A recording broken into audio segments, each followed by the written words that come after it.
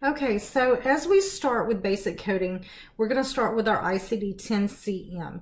So if you haven't actually pulled up your PowerPoint, you might want to go ahead and print it out or do that now so you can take notes. If you don't have a notebook, you need to get one that you can keep all of your notes in, and I would section it off, notes for ICD-10 and for your PCS. So however works better for you, I mean, obviously do that. If it means just taking notes on the computer or doing your handwritten notes.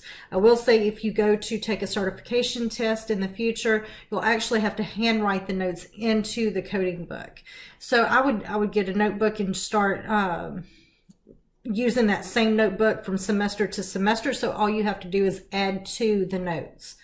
So going forward, you need to get to know your coding book. So that is like 101 basic. We have to do it. So in the very beginning of your ICD-10,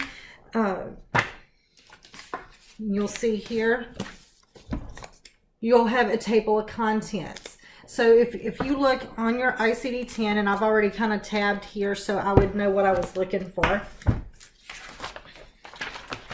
Turn to your table of contents in the very front. And if you notice, I've already tabbed my table of contents because I use it so much. So on your table of contents, it's going to tell you where everything's listed. So that way you don't actually have to look at the video. But if you have tabs, obviously use them. Tonight I didn't have any tabs, so I actually took some little sticky notes and I just cut them up to make my own little tabs till I can get some. I actually left them in my office. So what I'll do is I'll just replace these later with something a little bit sturdier that won't tear up on me as easy. But if, you know, payday is next week or whatever and you happen to have something else, be creative. Use something like sticky notes. It really helps. Anyways, going into your table of contents, you might want to keep that information handy as you're going forward until you get used to everything.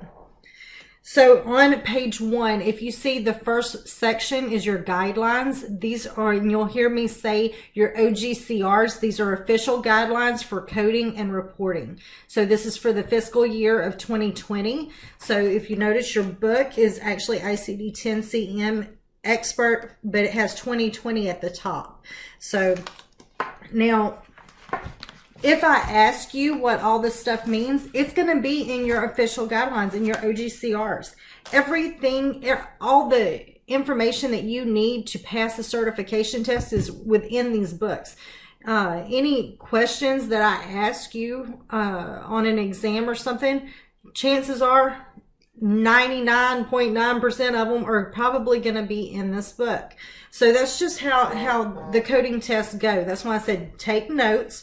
That way you know how to utilize your books to the best of your ability. So if you look here, your official guidelines down at the bottom, they actually have the page numbers with a little black box. So these are your OGCRs are so large, they have their own table of contents and they have their own page numbers. So that way we can keep those straight. I'll say turn to page 3 in your OGCRs. This is what I'm talking about. So that's your guidelines. Everything you need is, like, all your instructions for each and every section is in those official guidelines.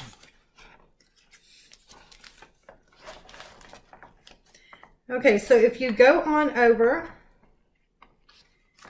and you find page 1,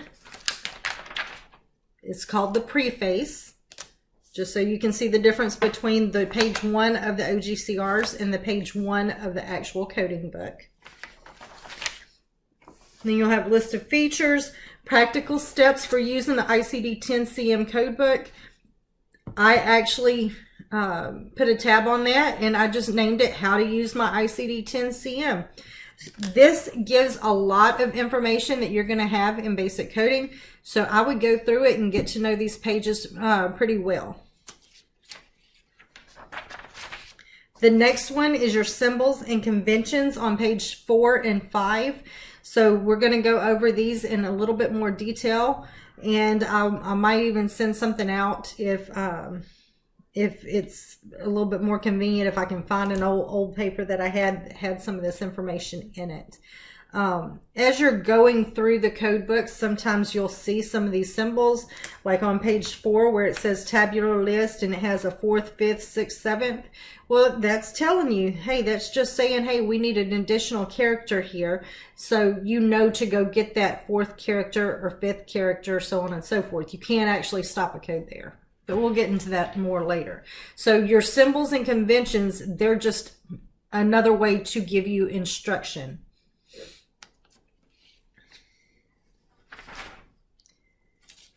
Now on page 6, it has this for, and this is really important for my advanced class. So using your ICD 10CM toward your credentialing exam. Now, if you plan on taking an exam with AAPC, they're giving you a lot of good, useful information here, but this is good information even if it's taking a certification test through somebody else. So obviously, a HEMA may not have a 5-hour and 40-minute exam. Theirs is only a couple of hours, but some of the basic information in here would pertain to any type of credentialing exam. Now, if you turn to page 7, and I've tabbed this as well, this is your anatomical illustrations.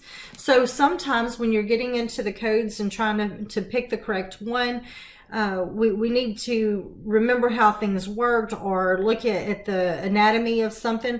I can just go to my anatomical illustrations and kind of look at my diagrams and see exactly what they're talking about. I can refresh my own memory. Now, sometimes I'll have notes that I'll put over in these little illustrations for my certification test, so that way when I go to look at it, I'll have the information there.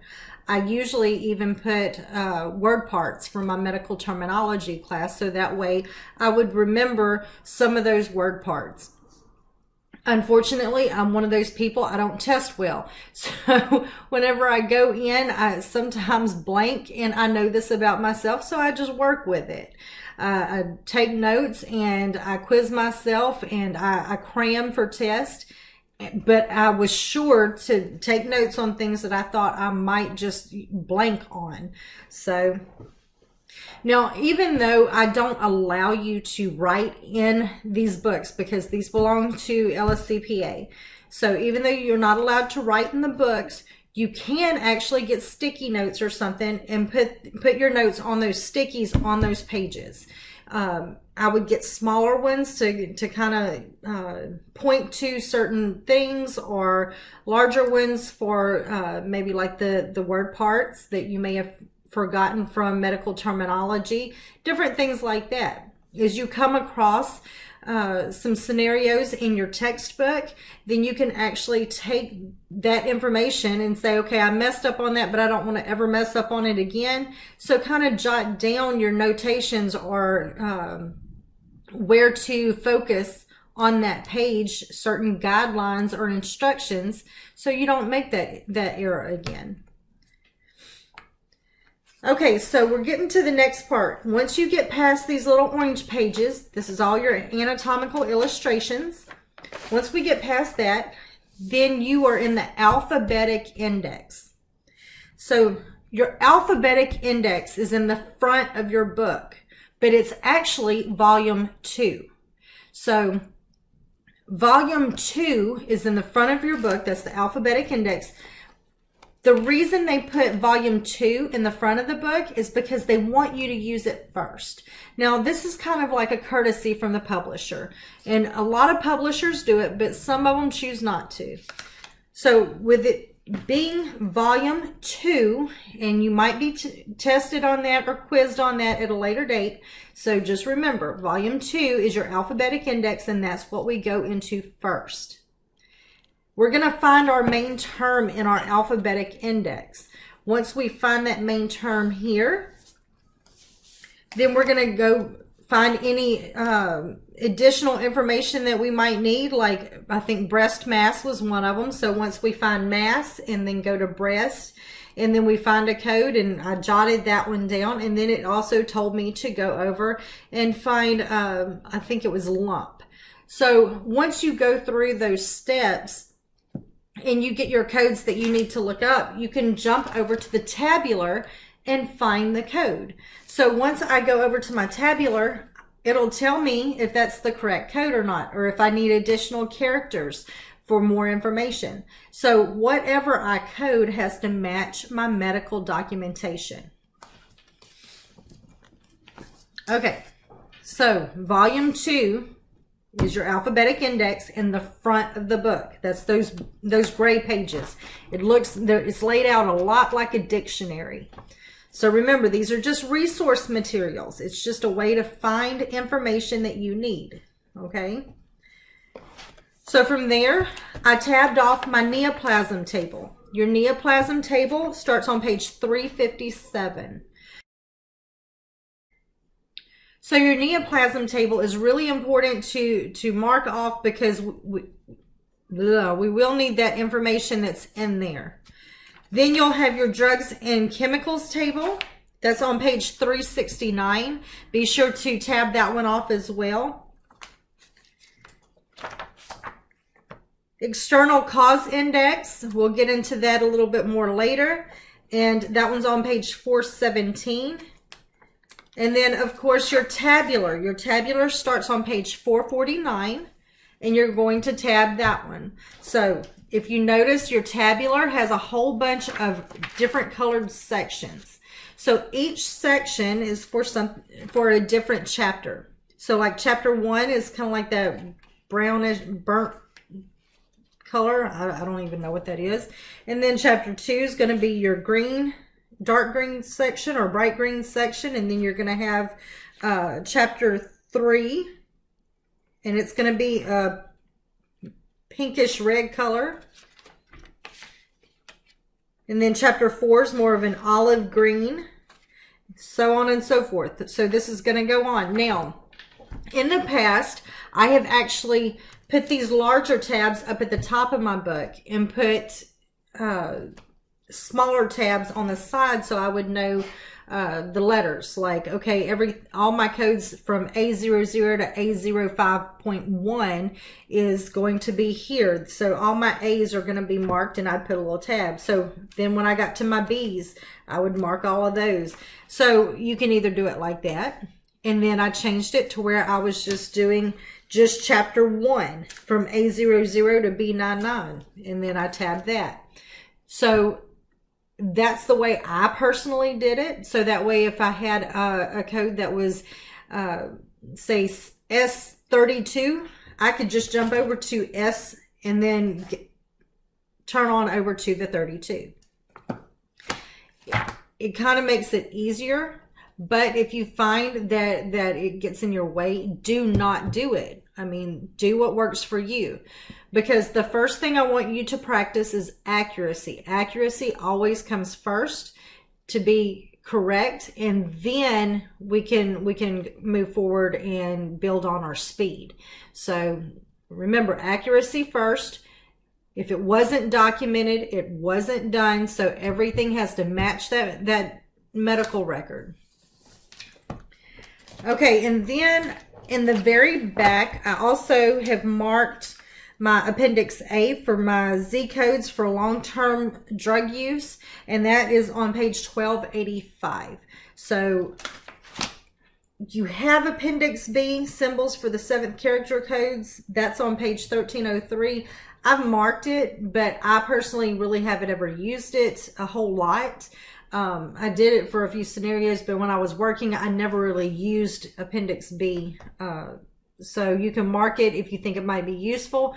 But just like whenever you're testing, if you see that something's getting in your way, get rid of it. I mean, if it's not useful, if it's not helpful, same thing with your notes. When you're taking your notes, don't write down things that you know and you've memorized and you don't need to reflect on. Don't muddy up your notes and making it so hard for yourself to find the information that you need. So I hope this helps, and I will be sending out another video shortly. All right, thanks. Bye.